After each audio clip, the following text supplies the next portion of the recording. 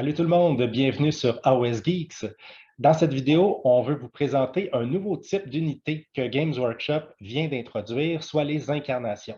Donc, c'est introduit dans la boîte qui va paraître bientôt, là, qui a été publicisée sur Warhammer Community. C'est la boîte de Tondia, qui semble être une boîte de campagne. On ne sait pas trop, là, on n'a pas encore beaucoup d'informations à ce sujet-là. C'est une boîte qui va inclure des décors, un livre de règles et une incarnation, l'incarnation du royaume de Gur, parce que les incarnations sont des entités qui sont nées, qui sont issues de la magie pure des royaumes. Donc, ce qu'on comprend, c'est qu'éventuellement, d'autres royaumes vont avoir leur propre incarnation. On commence avec l'incarnation de Gur, parce qu'on est dans la saison de Gur avec le manuel général qui est en cours, puis la boîte qui sort se passe dans Tondia.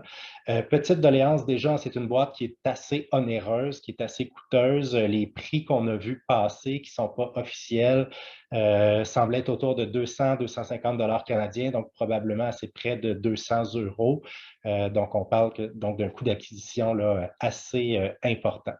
On ne sait pas non plus si c'est une figurine qui va être éventuellement disponible dans une boîte à part plus tard.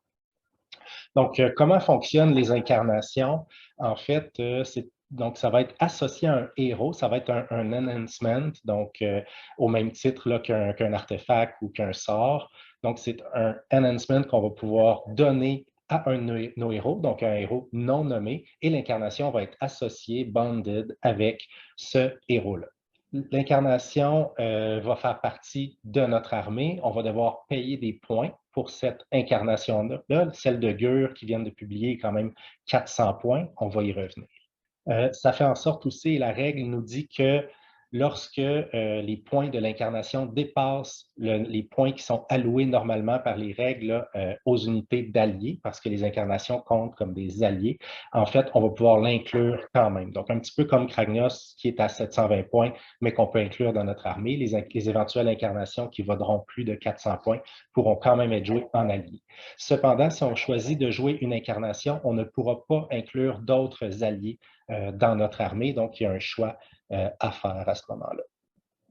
Donc, les incarnations sont une unité qui fait partie de notre armée. Par contre, si le héros auquel l'incarnation est attachée meurt, donc l'incarnation devient dans sa wild form, dans sa forme sauvage, et ça va entraîner qu'elle va dorénavant traiter nos unités comme des unités ennemies aussi, avec toutes sortes de conséquences qui vont être spécifiées sur la charte d'unité de chacune des incarnations. Les incarnations sur leur charte d'unité, on va le voir, peuvent avoir différents états qui sont associés à différents niveaux. Donc, on va avoir le niveau 1, 2, 3 et une portée de domination, donc une bulle qui va pouvoir avoir des effets. Là, on va le voir, ça va devenir plus concret quand on va regarder la charte d'unité tout à l'heure. Donc, on va pouvoir augmenter le niveau et le niveau, ça va pouvoir aussi diminuer de notre incarnation. Les incarnations vont commencer à leur niveau primal, qui va être le niveau 2. On va pouvoir l'augmenter au niveau 3 pour augmenter leur puissance, ou elles vont pouvoir être endommagées, blessées, puis diminuer au niveau 1 et éventuellement au niveau 0, qui les amène à la mort et à être retirées du champ de bataille. Pour faire diminuer le niveau d'une incarnation, comment ça va fonctionner? Mais on va devoir lui faire des dommages. Les incarnations n'ont pas en tant que tel de points de vie, mais on va pouvoir quand même leur allouer des dommages. L'adversaire, en fait, va tenter de leur allouer des dommages. Et à la fin de chaque phase de Battle Shock, on va lancer 3d6. Et si le jet est égal ou inférieur au nombre de blessures qui ont été allouées au cours de la phase à l'incarnation, mais elle diminue de 1 niveau. Donc, par exemple, si l'incarnation a subi 10 blessures au cours du tour, à la fin de la phase de Battle Shock, on lance 3D. Si le jet est de 10 ou moins, l'incarnation perd 1 niveau. Et si le jet est supérieur à 10 au nombre de blessures subies dans le tour, l'incarnation reste au même niveau où elle était. L'autre manière de faire diminuer le niveau de l'incarnation, ça va être d'utiliser une habilité qui slain, qui tue un modèle automatiquement. À ce moment-là, l'incarnation perd automatiquement un niveau. Les incarnations sont traitées comme ayant une caractéristique de blessure de 18, donc ça va être utile dans différentes situations dans le jeu où on a besoin de connaître la caractéristique de blessure d'une unité. Par exemple, il y a des sorts qui vont nous demander de lancer un nombre de dés égal à la caractéristique de blessure de l'unité, puis les 6 font des blessures mortelles, ainsi de suite. On peut aussi contrôler des objectifs avec les invocations. Dans le cas de celle de Gur, elle a le mot-clé monstre, donc elle va compter pour 5 modèles pour le contrôle d'objectifs. Et donc, chaque incarnation va avoir sa charte d'unité. On va voir celle de Gur sous peu. Charte d'unité qui va contenir différentes informations, notamment les règles de bonding. Donc, c'est les effets qui sont associés au fait d'être bondé à un héros. On va avoir Empowerment, qui va être la manière dont on peut augmenter le niveau de notre incarnation, et Wild Form, donc les effets qui se produisent lorsque on perd le contrôle de notre incarnation. Donc, ça nous amène à notre charte d'unité de l'incarnation de Gur. Comme on l'a vu dans le bas de la page précédente, elle vaut quand même 400 points, ce qui est pas négligeable. Alors, Vincent, je te laisse présenter le War Scroll. Oui, on a un monstre que je trouve quand même intéressant ici. Hein. C'est un gros beat stick, là. Essentiellement, on va l'envoyer à la charge, il va frapper. Il n'y a pas beaucoup d'autres utilités que ça.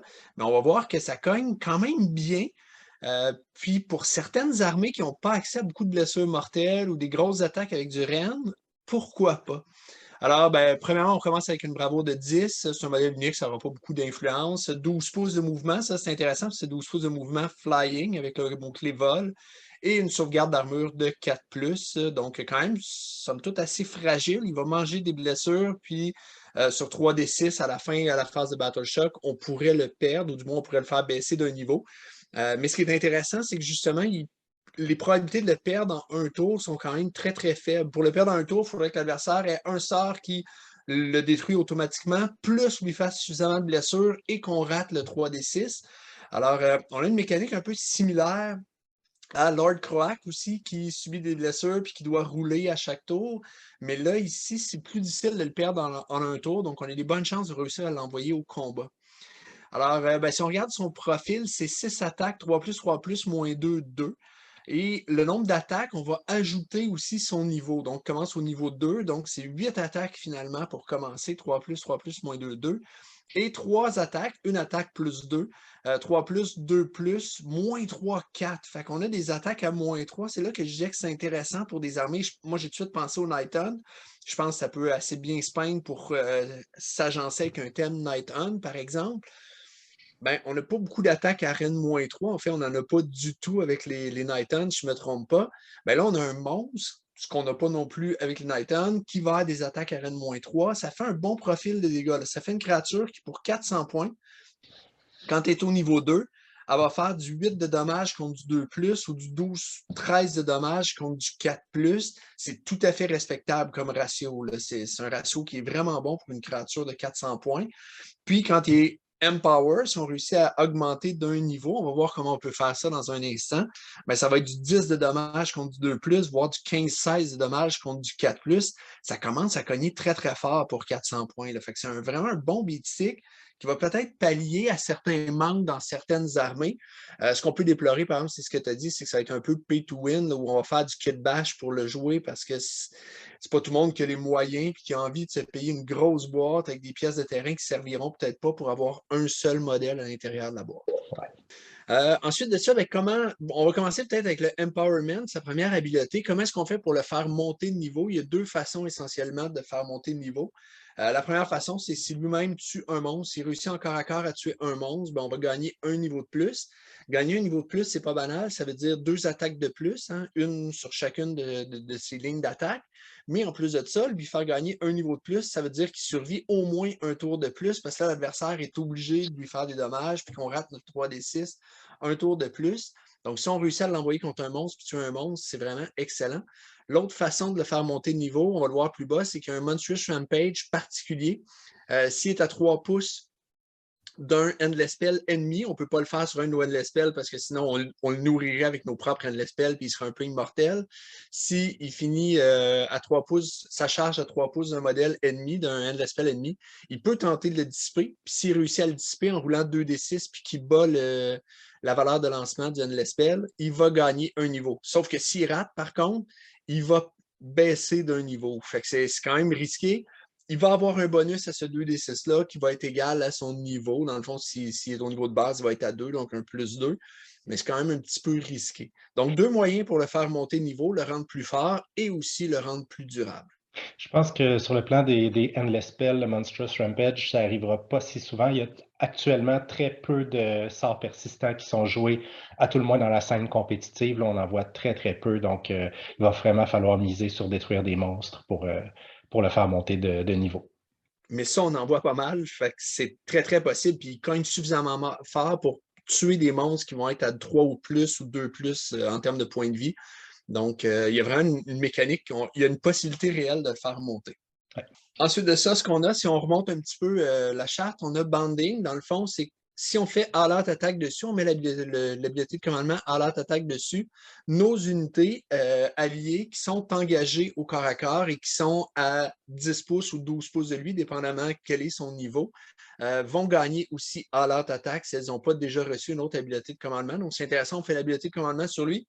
Ça le fait sur les autres unités autour qui sont engagées. Fait que c'est une belle façon de faire en sorte que, contrairement à la majorité des alliés, lui synergise un peu avec nos autres unités. Alors que souvent, les alliés, ce que je trouve dommage, c'est qu'ils bénéficient d'aucun bonus de faction, il n'y a aucune façon d'interagir avec nos autres unités.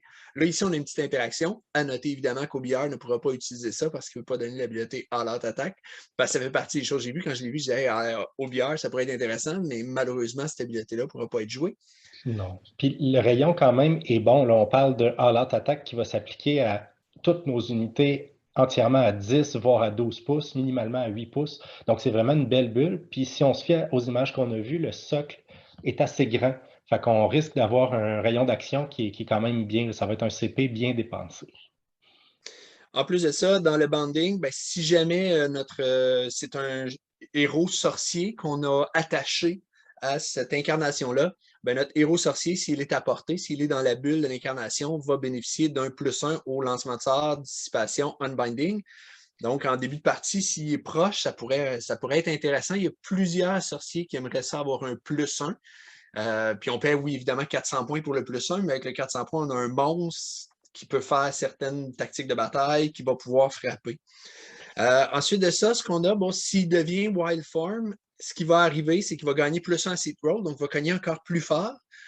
Mais là, si Wild Form, rendu à notre phase de charge, il va être obligé, s'il est à 12 pouces d'une unité ennemie, et là, nos unités sont des unités ennemies pour lui, il va être obligé de charger. Et s'il réussit sa charge, il va être obligé de se déplacer pour pouvoir frapper.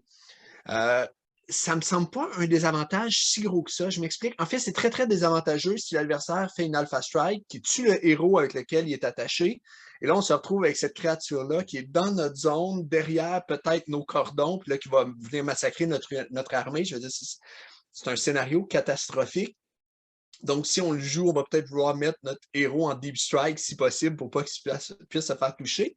Mais un coup qu'on va avoir envoyé la bête là vers l'adversaire, la bête fait 12 pouces de mouvement avant de devoir charger. On va pouvoir l'éloigner de nos unités. On va pouvoir charger et ça ne dit pas qu'elle doit charger l'unité la plus proche. Elle doit charger une unité qu'elle va réussir à charger. Donc, on pourrait l'envoyer vers les unités ennemies où là, elle va frapper avec un +1 to hit. Donc, même le Wild Form, à part le scénario catastrophique où on subit une Alpha Strike, je pense que ça va être gérable, ce qui fait que je pense que c'est jouable comme pièce, surtout dans certaines armées peut-être plus fragiles, puis qui n'ont pas justement ce type de pièce-là, de gros monstres qui cognent fort, qu'on veut à l'heure actuelle dans le royaume de Gueux.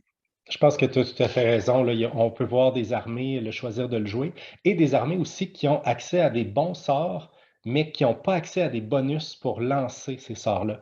Je pense aux Gloomspite Gits qui ont difficilement accès à des bonus, mis à part via Skragrott. Je pense aussi aux Cruel Boys qui ont des très bons sorts, mais pas de bonus. Donc là, ça peut devenir intéressant de considérer cette pièce-là. Un, ça ajoute du punch à des armées qui manquent cruellement de punch en combat. Mais en plus, ça donne un petit bonus pour lancer des sorts qui sont très bons, mais pour lesquels on n'a pas de bonus. Donc, je ne serais pas surpris de le voir jouer. Et on rajoute aux synergies aussi, hein, il va y avoir une autre habileté qui est la Savagery. Dans le fond, ce que ça va faire, c'est que les unités qui sont à l'intérieur de sa bulle, là, ou entièrement à l'intérieur de sa bulle de domination, vont pouvoir relancer leur jet pour courir et charger les unités alliées et les unités ennemies. Les unités ne pourront pas retraiter. On sent qu'il y a comme une rage autour, donc ça peut avoir un impact. Aussi, on envoie ça sur l'adversaire, il ne pourra pas retraiter. Nous non plus, mais là, c'est quand même nous qui le contrôlons, donc on a quand même un avantage. Même chose pour la course et charge. Oui, on donne course et charge à l'adversaire, mais comme c'est nous qui le contrôlons, on donne course et charge aux unités qu'on veut bien lui donner. Donc, bien jouer, ça peut être utile. Et les sorciers qui ne sont pas attachés à cette pièce-là vont avoir un malus à la dissipation, au lancement de sort, un malus de 1. Donc, comme c'est une pièce qu'on va envoyer vers l'adversaire, on va être capable de faire en sorte que sa bulle affecte peut-être des sorciers ennemis et leur donne un -1. Moi, je trouve qu'il y a beaucoup d'utilités intéressantes qui, je pense, qui va être sympathique à jouer comme monstre. Je suis vraiment tenté. Je trouve juste que c'est vraiment très dispendieux d'acheter la boîte pour ça. Puis, dernière habileté, Arcane Predator, on en a déjà parlé. Dans le fond, c'est quand on va charger avec ce modèle-là, on peut charger un Endless Spell ennemi et on peut faire le Monstrous Rampage dont on a parlé sur un Endless Spell ennemi. Comme tu l'as mentionné, Yann, à juste titre, il n'y en a pas beaucoup à l'heure actuelle des Endless Spell, donc ce ne sera pas souvent utile.